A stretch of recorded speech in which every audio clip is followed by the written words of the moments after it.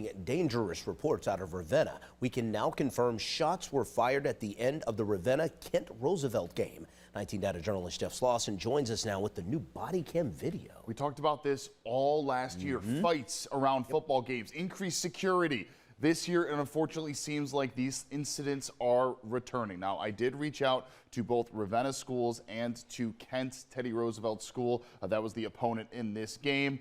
Kent schools did get back to me. They are declining a comment, have not heard from Ravenna as of this story airing. Now, here is the Ravenna football field. The thing that made it so difficult after these shots rang out at about 10 o'clock, a little after, on Friday. Again, this was the first football game of the year. Take a look at this surrounding area.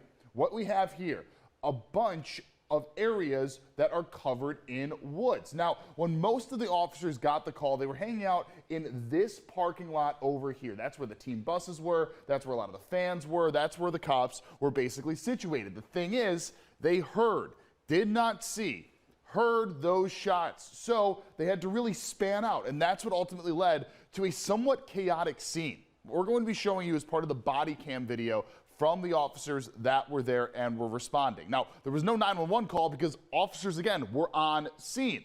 They immediately heard the shots and started running around, but really tough to figure out exactly what was happening. Sound like shots fired from the allotment area. All right, we're coming towards you.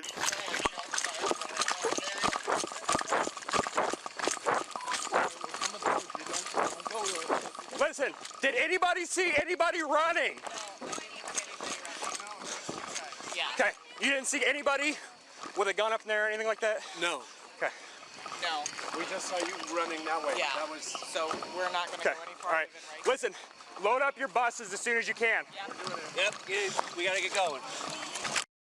Now, ultimately, everybody was able to leave, and no one was arrested. A couple of people were detained at one point. They were searched, nothing was found, and ultimately everybody was let go. But still, it points to a larger issue here. That is with increased security around that game. Now, we do not know if that was the intention, if the gun was fired intentionally near that area. But regardless, we have seen this multiple times in the past. Last year, we saw an increase of these incidents here in Northeast Ohio. So the expectation is expect that more security. And in a situation like this, where there's a lot of land to cover in these situations, can be incredibly difficult for these first responders to go about their business. So if you are planning on going to any of these high school football games in the next couple of weeks, you can be expecting to see potentially more security. That is something that we talked about a lot last year when way more of these incidents started to show up.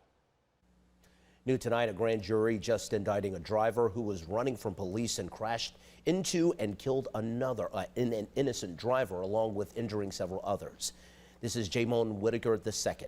He's indicted on several charges, including involuntary manslaughter. Cuyahoga County Sheriff's